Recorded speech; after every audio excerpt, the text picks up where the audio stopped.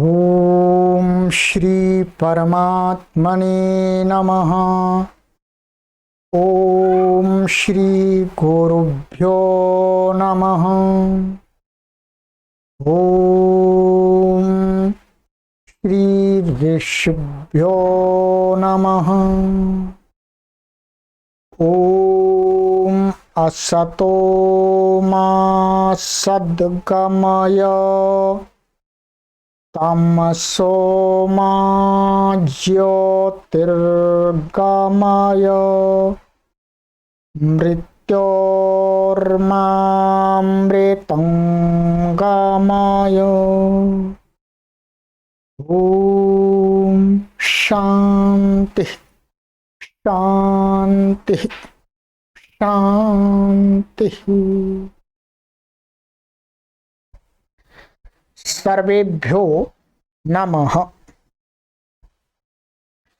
देववाणी संस्कृतम यूट्यूब चलदृश्यम प्रति भवतां भवतीनां च हार्दं स्वागतम। मित्रों, अष्टाध्यायी भाष्य प्रथमावृत्तिः द्वितीयः अध्यायः प्रथमः पादः समास प्रकरणम की लाइव कक्षा संख्या 12 को आज हम पढ़ेंगे। ठीक है, 12 को पढ़ने जा रहे हैं। गत कक्षा में जो मैंने आपको पढ़ाया था उससे आगे पढ़ेंगे। ठीक है,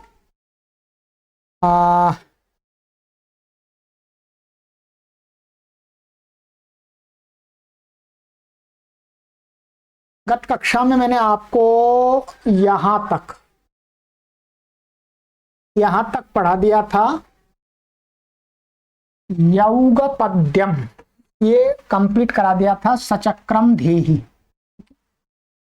इतना पूरा आपको पढ़ा दिया। अब इसके आगे हमारा अर्थ आ रहा है सूत्र क्रम में सादृश्यम। सादृश्यम का अर्थ होता है वही सदृशता।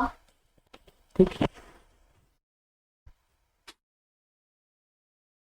और एक सादृश्यम का अर्थ था, ये आ गया था यहां पर यथा का जो एक अर्थ है सादृश्य।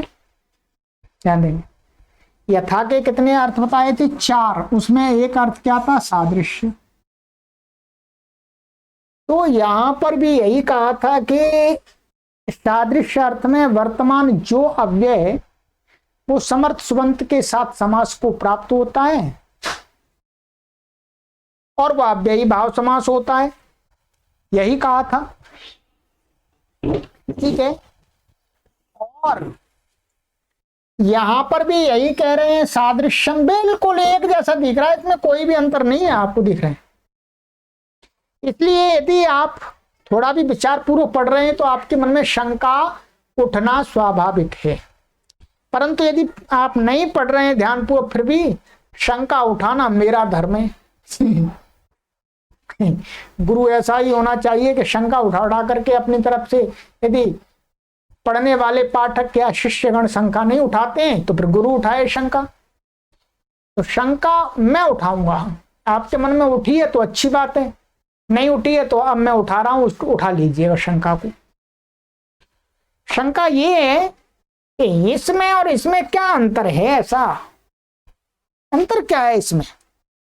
इसलिए महर्षि पाणिनि ने फिर दोबारा यहां सादृश्य पढ़ा। इतने कितने वर्ण है? 1 2 3 4 5 6 7 8 7 मान लीजिएगा, ये तो रहने दीजिएगा। सादृश्य, सादृश्य शब्द सूत्र में अलग से पढ़ा। 7 वर्ण एक्स्ट्रा बनाए। क्यों बनाए? जबकि महर्षि पाणिनि का सिद्धांत है कि एक वर्ण जितने से कम हो सकेगा उतने में काम चलाएंगे। वैयाकरण लोगों के मत में ऐसा होता है कि एक वर्ण की भी कहीं पर गुण्य वो कर लेते हैं, कम कर लेते हैं, तो इतना उनको इतनी प्रसन्नता होती है कि मानो उनके घर में पुत्र ने जन्म ले लिया। जैसी कहावत है। ठीक है, अर्थात महर्षि पाणिनि ने भी बहुत संक्षिप्त माने कम से कम में जो काम हो जाए, परंतु महर्षि पाणिनि जी बहुत बुद्धिमान आदमी है, इसलिए उन्होंने 2 बार उनको पढ़ना पड़ा।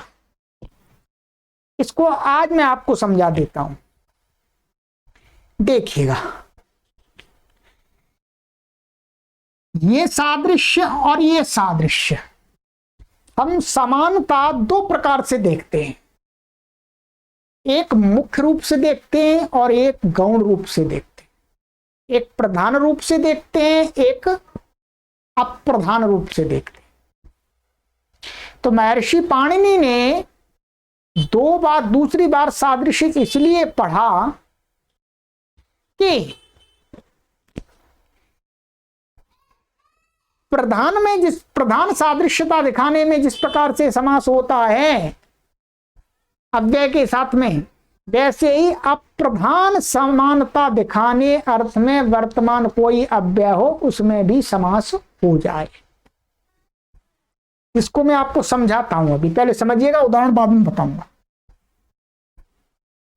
चलिएगा इधर आ जाइएगा, आपके लिए थोड़ी सी मेहनत की है मैंने। इसको पढ़ लीजिएगा, ये आप लिख भी सकते हैं और पहले समझ लीजिएगा, बाद में लिखना हो तो लिख लीजिएगा, जैसी आपकी इच्छा। मेरा आपसे कोई आग्रह ऐसा नहीं है कि आप लिखें, परंतु आप लिखना चाहते हैं तो मैं मना भी नहीं करूंगा आपको कि आप मत लिखिएगा, मैं यही कहूंगा कि आप लिखें। चलिएगा,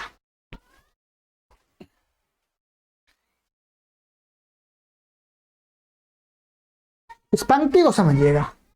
यथार्थत्वेनैव सिद्धेः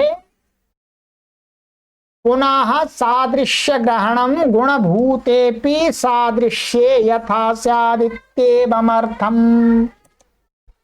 इस पंक्ति का अर्थ है यथा के अर्थ में से ही, यथा के अर्थ के द्वारा ही, सिद्धे है माने सादृश्य अर्थ में वर्तमान अव्यय का समास सिद्ध होने से, और वो समास सिद्ध है।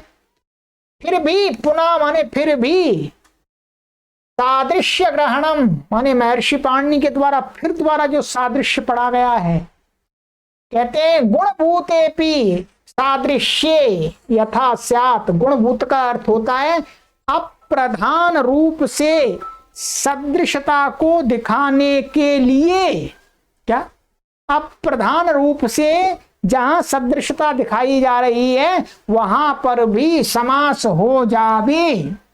इति इस प्रकार से इत्येवम अर्थम माने इसके लिए दोबारा सादृश्य ग्रहण किया। अब ये आप कैसे समझेंगे कि कैसे हम समानता को, सदृशता को गौण और प्रधान रूप में देखते हैं, इसके लिए मैंने आपके 2 उदाहरण लिखे हैं यहां पर, हिंदी के माध्यम से समझ जाएंगे। वह अपने मित्र के सदृश है, एक उदाहरण आपके लिए मैंने ये दिया है, क्या? वह अपने मित्र के सदृश है। वह व्यक्ति अपने मित्र के सदृश है। यहां पर सादृश्य है वो कैसा है? गौण है। ध्यान दीजिएगा, क्या यहां सादृश्य गौण है, वो व्यक्ति प्रधान है। समझ में आएगा आपको? वह अपने मित्र के सदृश हैं, हम ऐसा कहना चाह रहे हैं वो व्यक्ति अपने मित्र के सदृश हैं।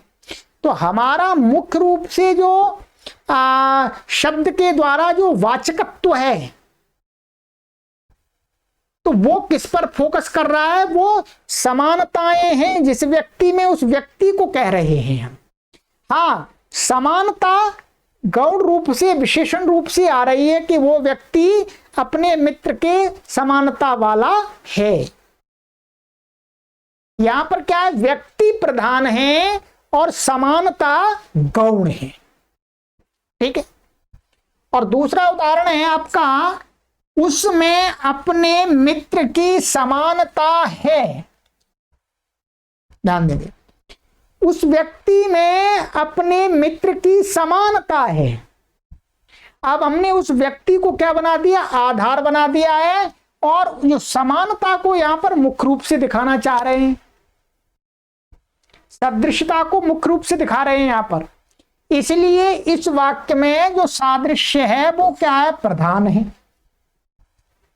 अब आराम से इतना समझ गए, नहीं समझे तो भी कोई बात नहीं है, ये वैसे द्वितीय वृत्ति की बात है, काशिका की बात है। परंतु ये ऑनलाइन प्लेटफॉर्म है और मैं प्राचीन व्याकरण पढ़ा रहा हूं, और नव्य व्याकरण वाले प्राचीन व्याकरण को पढ़ने वालों के सामने ये समस्या ना खड़ी कर दें उसके समाधान के लिए मैं अपने प्राचीन व्याकरण के पढ़ने वाले छात्रों को, पाठकों को ये विषय क्लियर कर रहा हूं यहीं पर। ये काशिका में, महाभाष्य में तो बहुत विस्तार रूप से होगा, परंतु आपको मैं अभी कर रहा हूं, जितना आपको समझ में आ जाए उतना समझ लीजिएगा। नहीं समझ में आता है तो ये वास्तव में इस स्तर की बात ही नहीं है, ठीक है। वैसे तो समझ में आ जाएगा आपको कि इस वाक्य में समानता, सदृशता गौण रूप से है और व्यक्ति प्रधान है। इसमें क्या है, व्यक्ति गौण है और समानता प्रधान है। क्लियर हो गया? चलिए, अब आपको यह ध्यान रखना है कि जो यथार्थ का जो एक अर्थ सादृश्य है वो किस अर्थ में समास करता है, प्रधान सादृश्य में। माने सादृश्य को जहां प्रधान रूप से कहा जा रहा है, उस कहने के लिए जो अव्यय होगा उसके साथ समास कर दे, ठीक है।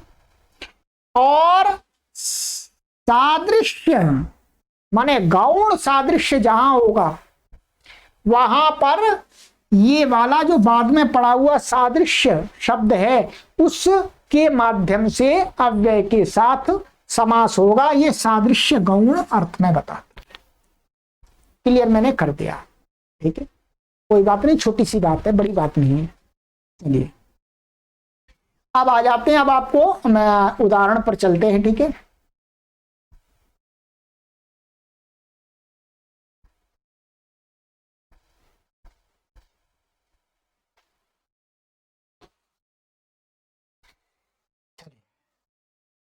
उदाहरण है सदृशः सख्या सखी, ठीक है।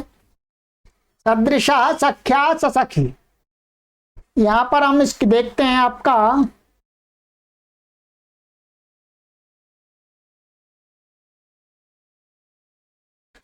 सदृशः सख्या सखी, ये किस अर्थ में, गौण अर्थ में। यहां पर वास्तव में सखी माने सखा में जो समानता है उस समानता सदृशता को बताया जा रहा है, ठीक है। तो सखी टा तृतीय आ जाएगी और साह सु आ जाएगा, ठीक है। सदृश अर्थ में साह है, पूर्वत समास हो जाएगा, इसमें पूर्वत समास हो गया, सारा कुछ हो गया इसी सूत्र से सादृश अर्थ में। तो यहां क्या बना, साह, अच्छा ये यहां सा क्या आया, साह आ गया, ये समान नहीं है, यहां साह है, साह आ गया माने उपसर्जनम पूर्वम से पूर्व में आ जाएगा। अब यहां पर इस साह को अव्ययी भावे चाकाले, तो पिछली कक्षा में मैंने बताया था कि अव्ययी भाव समास में वर्तमान जो साह अव्यय होता है उसको उत्तर पद, अकालवाची उत्तर पद माने काल से भिन्न उत्तर पद है, कोई कालवाची से भिन्न उत्तर पद है तो सह को क्या हो जाता है, स हो जाता है। तो स हो गया स सखी, और यहाँ स्वादि उत्पत्ति कर लीजिएगा, उसका लुक हो जाएगा अव्यय अदाप सुपा से, तो स सखी बन गया। क्या बन गया मित्रों, स सखी। स सखी क्लियर कर दिया मैंने आपका। चलिए अब चलते हैं आगे। ये ध्यान रखेंगे, ये बात मैंने आपको अभी बता दी है, ये हमारे पढ़ाने वालों ने हमको इस लेवल पर नहीं बताई थी, क्योंकि इस लेवल की बात ही नहीं है। अभी आपको समान रूप से सूत्रों का अर्थ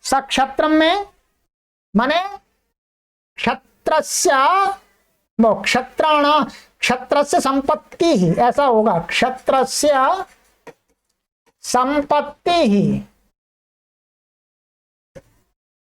ठीक है, तो यहां पर भी बिल्कुल ऐसा ही होगा, क्षत्र ता और साहा सुं।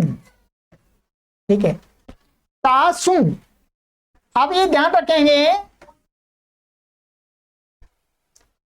इसका सारा पूर्व समास आदि होकर के ये तो ह्रस्वकारांत शब्द है, ह्रस्वकारांत, तो इसका रूप तो चलेगा उपकुंभम के समान। ठीक है, इसका एक है सक्षत्रम, यहां तो नाभ्य भागतों पंचम में लग करके है, और तृतीया सप्तम और बहुलम वो भी लगेगा, लग करके क्या है उपकुंभम के समान रूप चलेगा, और सारा पूर्वत करके सारा आराम से बना लीजिएगा, कोई परेशानी नहीं है। ठीक है, इसमें ये वाला सूत्र नहीं लगेगा, नहीं तो आप ये लगाने लगे, ये तो वहां होता है या ना अंत में आता है। ठीक है, चलिएगा, ये क्लियर हो गया आपका। चलिए, बहुत बड़ी बात है, क्लियर हुआ। करोड़ों लोग महर्षि पाणिनि के व्याकरण को अच्छी प्रकार से पढ़ सकेंगे भविष्य में मित्रों। चलिएगा, अब आते हैं हमारा जो उदाहरण है,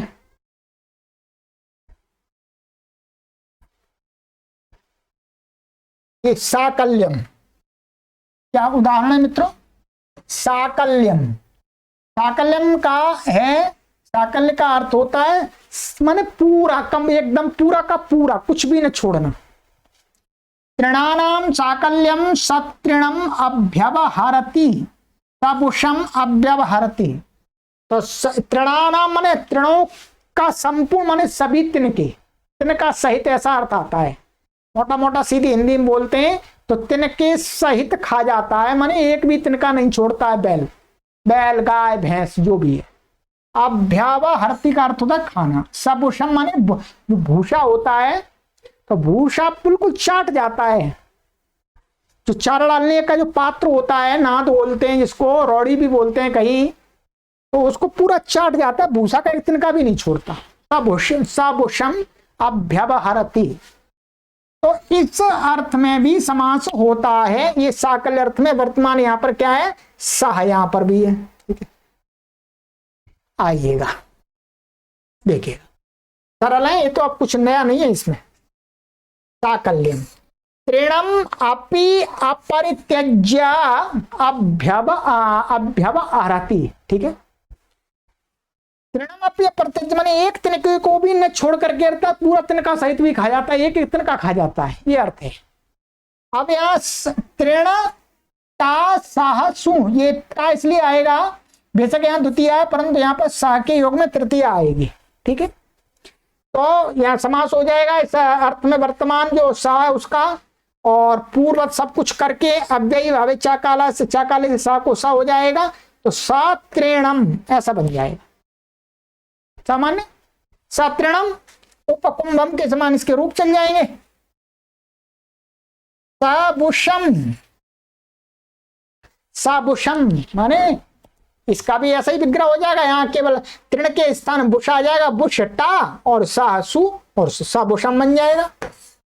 उपकुंभम के समान रूप चलेंगे, कोई इसमें नई बात नहीं है। चलिएगा, आइएगा आगे, ये हो गया। अब है हमारा अंतिम अंत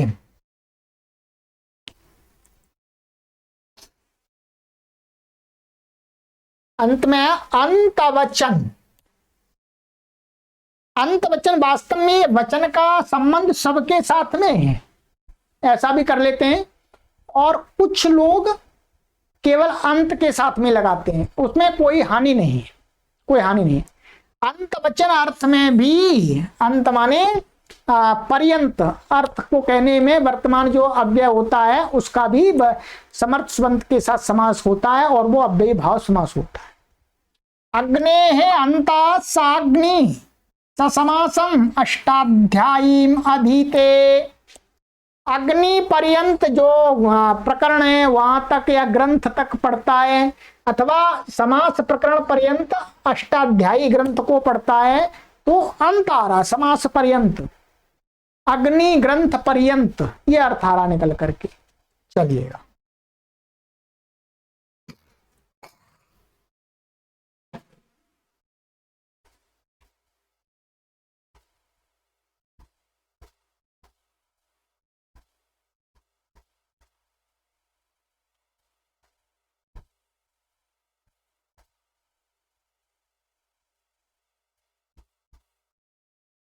ये लीजिएगा अंतवचन, अग्नि टा साह सु, जैसा ये बिल्कुल ठीक।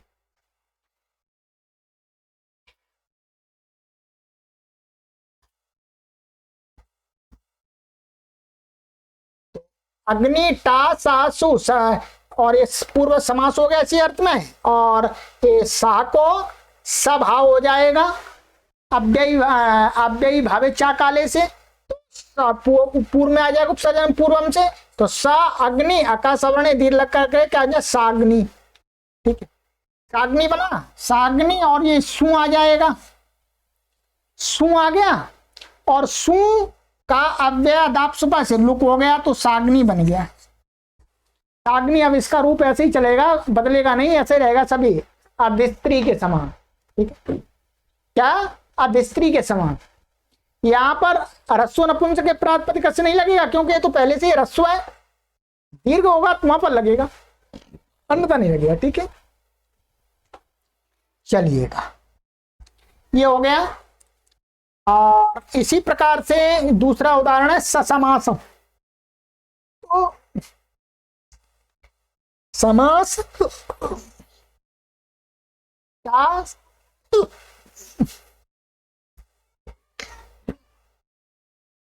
साहसु, ये हो गया।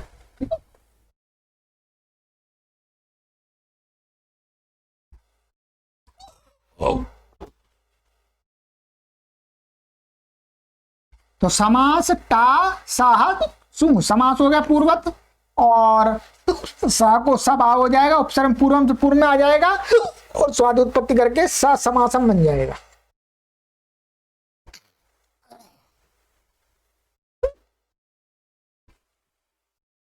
तो स समासम अष्टाष्ट त्यायीम अधीते, याद आ रही है आप सभी की ये हिचकी आने लग गई, याद आ रही है आप सभी पाठकों की मुझे। चलिए चलिए, तो मित्रों ये हो गया सूत्र के सिद्धियां मैंने कंप्लीट करा दी हैं आपको, एक एक सिद्धि मैंने आपको कंप्लीट कराई है, ठीक है, कोई भी सिद्धि छूटी नहीं। यदि आपने इस सूत्र की सभी सिद्धियों को कर लिया तो आपको पूरे समाज प्रकरण की सिद्धियां अब आराम से आ जाएंगी, कोई भी विशेषता नहीं, ये चिंता मत कीजिएगा। मैंने धीरे धीरे ये सूत्र को पढ़ाने तक बहुत तेज याद आ रही है आपकी, ठीक है, तो आपको मैंने इसीलिए धीरे धीरे पढ़ाया है। अब बहुत तेजी से पाठ चलेगा, ध्यान रखेंगे, तेजी से पाठ चलेगा। अब इस सूत्र में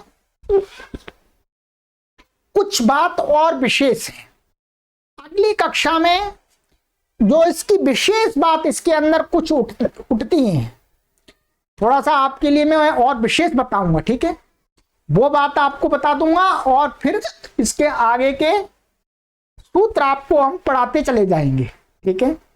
अब रुकना नहीं है, आप जल्दी जल्दी पूर्वत पूर्वत पूर्वत इस प्रकार से बोलते जाएंगे, ठीक है।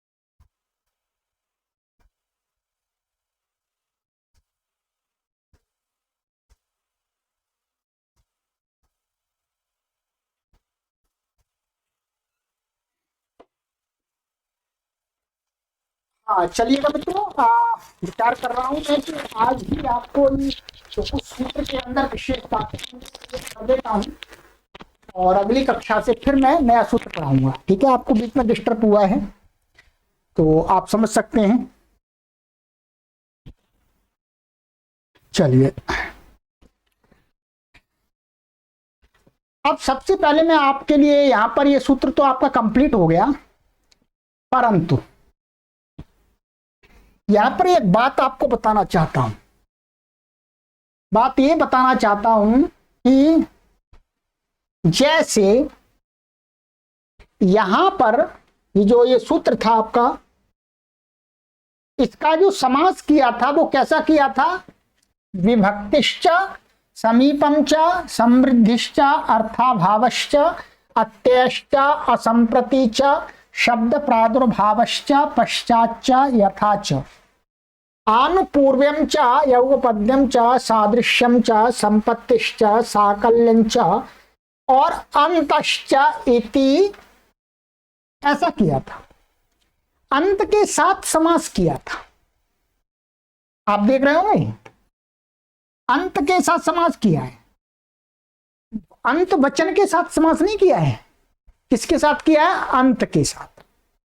और फिर बाद में जो ये समास किया था, ये अंता हो गया था, फिर बाद में ते च ते वचनाश्च, फिर कर्मधारय तत्पुरुष समास किया था वचन के साथ में।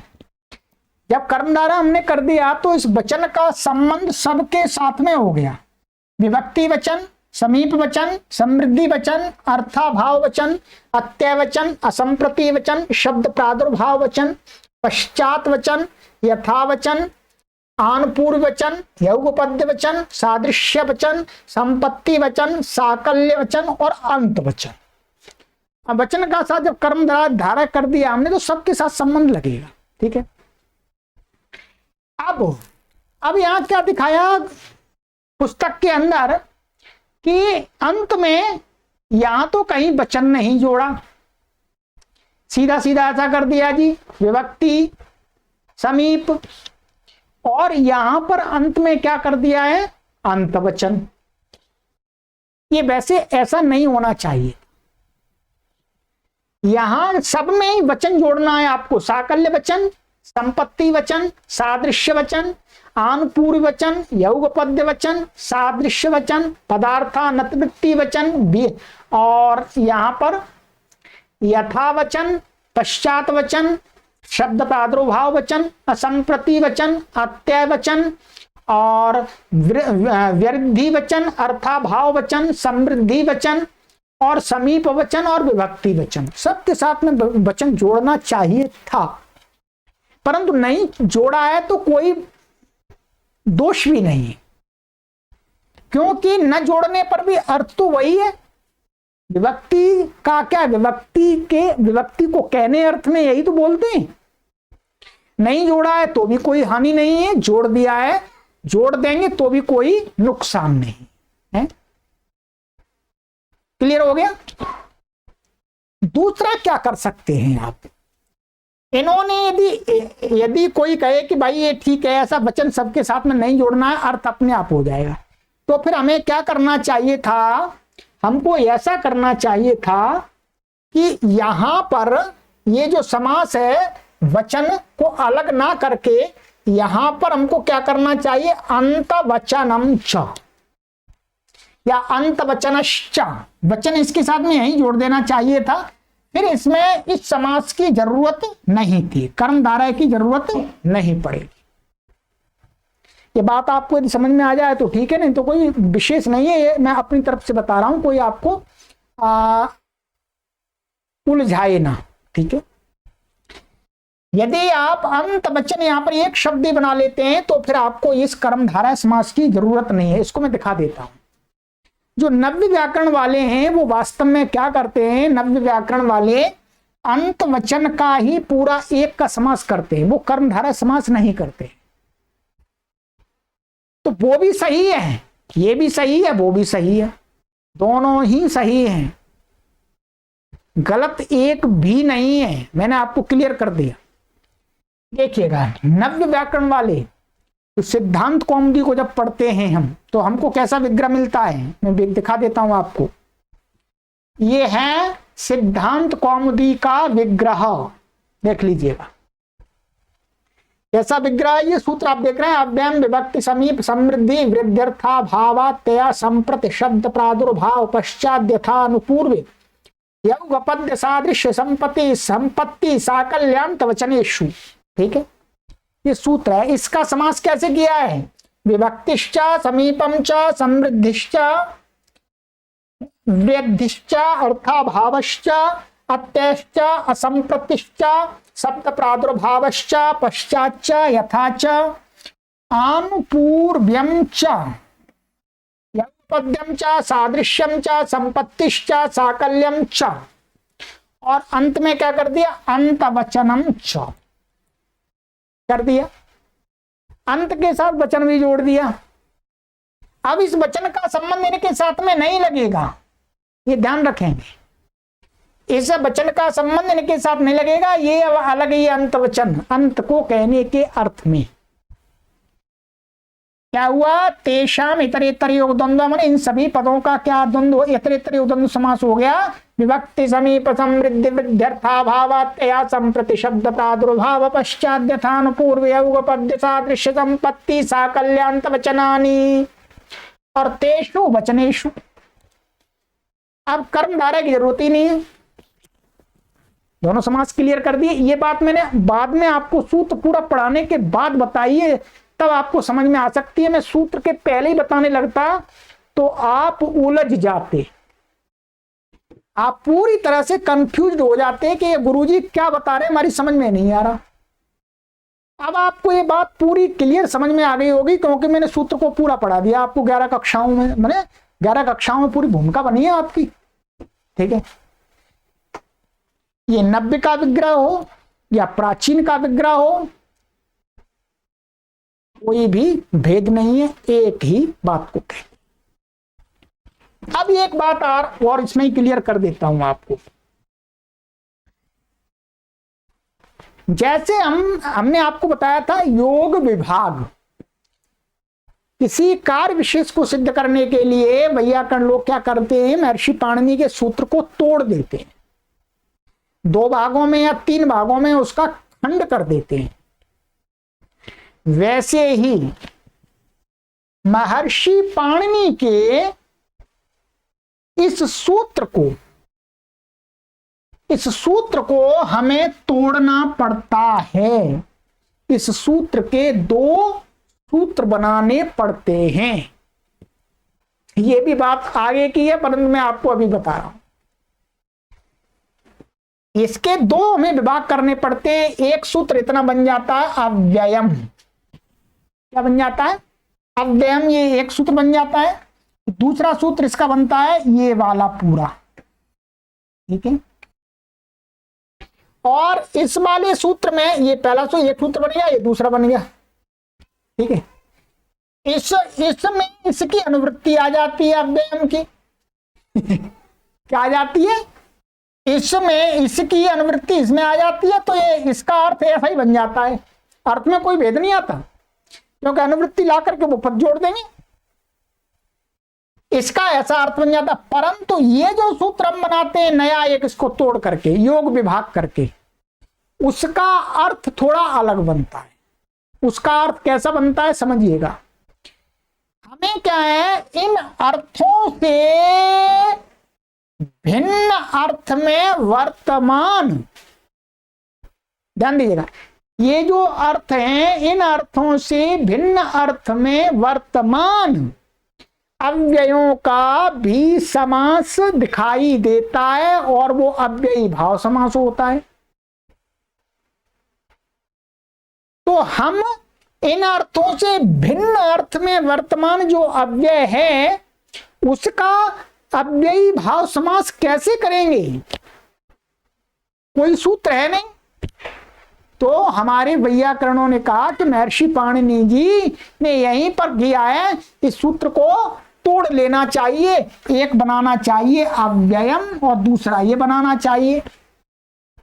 अब इसका क्या अर्थ होगा, ध्यान दीजिएगा।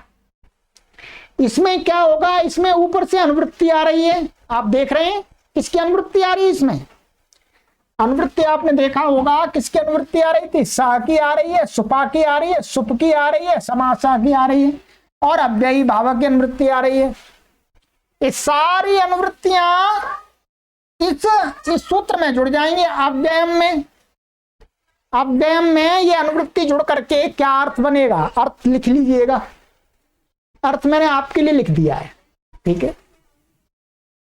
अर्थ क्या लिखा है देख लीजिएगा, ये योग विभाग कर दिया, योग विभाग करके सूत्र बना दिया मैंने अव्ययम। अर्थ लिखिएगा, अर्थ अर्थ अव्ययम समर्थेन सुबन्तेन सह समस्यते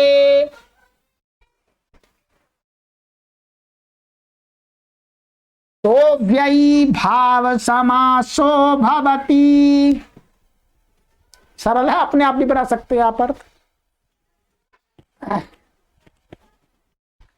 कहते हैं कि कोई भी अव्यय का मतलब आप अपनी इच्छा से नहीं कर सकते।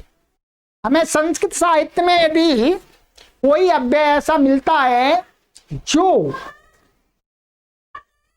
महर्षि पाणिनि के द्वारा बताए गए अर्थों से भिन्न अर्थ में वर्तमान है और अव्ययीभाव समास में दिख रहा है, तो कहते हैं समर्थ सुबंत, कोई भी समर्थ सुबंत हो उसके साथ समास को प्राप्त हो जाता है और वो अव्ययीभाव समास होता है। सरल अर्थ बन गया, ठीक है। अब एक उदाहरण मैं आपको दिखा रहा हूं, इसका है उदाहरण है अपदिशम। क्या है, अपदिशम। अपदिशम का अर्थ होता है दो दिशाओं के बीच का स्थान। अब दो दिशाओं के बीच का स्थान, इसको कहने के लिए तो महर्षि पाणिनि ने इस सूत्र में कुछ भी नहीं दिया। अप जो अव्यय है उसका ये अर्थ निकले कि दो दिशाओं के बीच का अंतराल कहने के लिए, तो यहां पर कोई अर्थ नहीं है। अब इसको कैसे सिद्ध करेंगे, ये हमको संस्कृत लिटरेचर में मिलता है अपदिशम, और भी इस प्रकार के उदाहरण मिलते हैं। चलिए, तो अब इसका क्या हो जाएगा, इसका कहेंगे कि इन माने अव्यय, कोई भी अव्यय समर्थ सुबंत के साथ समास प्राप्त हो जाता है, वो जिस भी अर्थ में वर्तमान है, किसी भी अर्थ में वर्तमान हो। अब आइएगा, आप सिद्धि कर लेते हैं इसकी। ये इसकी सिद्धि करेंगे आप ऐसी है, ध्यान दीजिएगा।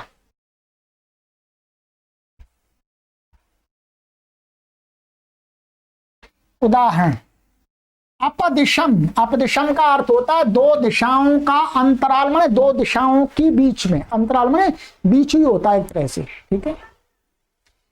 दिशयोः मध्य अपदिशम, दिशाओं के बीच में जो होता है वो होता है अपदिशम बोलते हैं उसको। ये हो गया आपका लौकिक विग्रह। क्या हो गया बोलो, लौकिक विग्रह।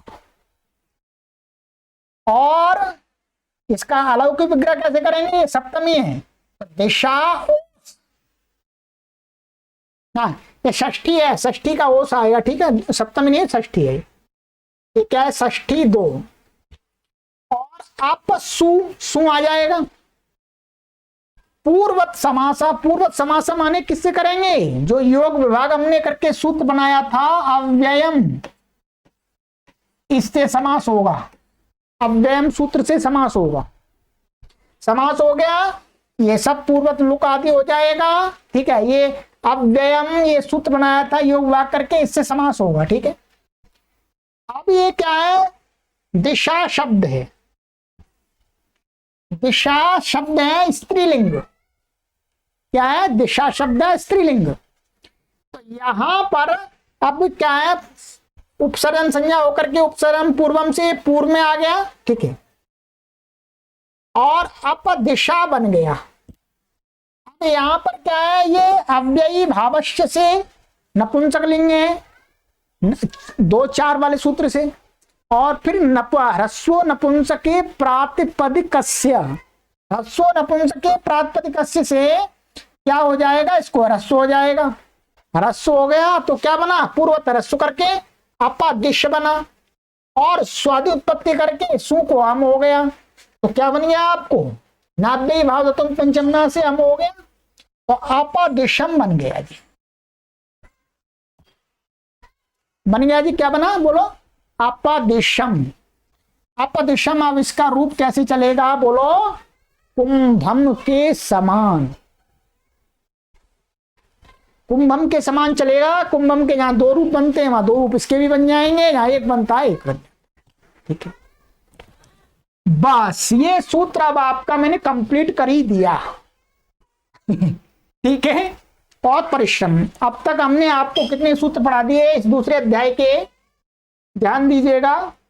समर्थः पद विधि और सुबह मंत्रते परांगवत स्वरे और प्राकडारात समासाः साह सुपा अव्ययी भावः, और बड़ा सूत्र है आपका अव्ययम विभक्ति समीप समृद्धि वृद्ध्यर्था भावात्यया संप्रति शब्द प्रादुर्भाव पश्चात यथानुपूर्व पूर्व यौवपद्य सादृश्य संपत्ति साकल्यांत वचनेषु। ये मैंने आपको समास का जो बैकग्राउंड चाहिए वो इस सूत्र तक बना दिया है। अब बहुत तेजी से कक्षाएं चलेंगी, एक एक दिन में हम 3-3, 4-4, 5-5, 10-10 सूत्र पढ़ाएंगे, ठीक है। अब ऐसा मानिएगा आप कि अब आगे क्या, आगे इतना कठिन कोई प्रकरण नहीं आएगा। अब अष्टाध्यायी के सूत्रों की गति तेज हो जाएगी। अब कहीं पर एक जो मेन पॉइंट ये था समास का, इसको क्लियर करना आपको, इसको बहुत समझाना, ये मेरे लिए टेढ़ी खीर थी, परंतु टेढ़ी खीर को मैंने सीधी खीर बना दी। टेढ़ी खीर को मैंने सीधी खीर बना दी। टेढ़ी खीर आप जानते होंगे, टेढ़ी खीर की जो कहावत है, ठीक है, कि एक आदमी था, उसको एक वो था अंधा था, तो उसको एक मित्र ने निमंत्रण दिया, कहा कि भाई आप हमारे यहाँ आना। उसने कहा भाई क्या खिलाओगे, उसने कहा खीर खिलाएंगे। तो उसने कहा खीर कैसी होती है, क्या होती है। अब वो सामने वाला व्यक्ति जिसने निमंत्रण दिया वो तो सोचने लगा भाई अब इसको कैसे समझाऊं, खीर कैसी होती है। उसने कहा मीठी होती है। अच्छा मीठी तो बहुत सारी चीजें होती हैं, गुड़ भी मीठा होता है, चीनी भी मीठी होती है, भाई ये तो बात नहीं है, क्या खीर कैसी होती है बताओ। तो उसने कहा खीर सफेद होती है। तो उसने कहा सफेद कैसा होता है, अंधा आदमी सफेद कैसे वो जानेगा। तो उसने कहा कि सफेद क्या होता है, सफेद कैसा होता है। तो उसने कहा कि जैसा बगुला होता है। तो उसने कहा भाई बगुला कैसा होता है, मैंने तो देखा नहीं है बगुला कैसा होता है। तो उस आदमी ने कहा बगुला ऐसा होता है। उसने ऐसे हाथ करके और उस अंधे व्यक्ति को कहा भाई देख ऐसा होता है बगुला। उस अंधे व्यक्ति ने ऐसे देखा, अरे रे रे रे ये ऐसा होता है बगुला और ऐसी खीर होती है। उसने कहा ना भाई ना, मैं नहीं खाऊंगा खीर, भाई ये तो मेरे गले में अटक जाएगी, टेढ़ी खीर है ये तो टेढ़ी खीर है। तो कहते हैं ये तब से टेढ़ी खीर की लोकोक्ति प्रसिद्ध हो गई है, मुहावरा प्रसिद्ध हो गया है। टेढ़ी माने कठिन, ठीक है। अब मैंने क्लियर कर दिया, अब कोई भी कठिनता नहीं है, आप चिंता मत कीजिएगा, ठीक है। चलिएगा आगे की कक्षा में मिलते हैं। अब हमारा जो सूत्र है वो कौन सा सूत्र है देख लीजिएगा, पहले सूत्रों को देख लिया कीजिए, अब तो आपको सुविधा रहेगी। यथा सादृश्य 7वां सूत्र है। चलिएगा मित्रों, दूसरे लोगों को भी जोड़ते रहिएगा। ये कक्षा का लाभ कौन ले सकते हैं, संस्कृत के सभी टीचर ले सकते हैं, संस्कृत के सभी प्रोफेसर ले सकते हैं, संस्कृत के सभी कुलपति ले सकते हैं, और संस्कृत को डीपली जानने की इच्छा वाले सभी ले सकते हैं। मित्रों, मेरी आयु को मत देखना, मेरे ज्ञान को देखना।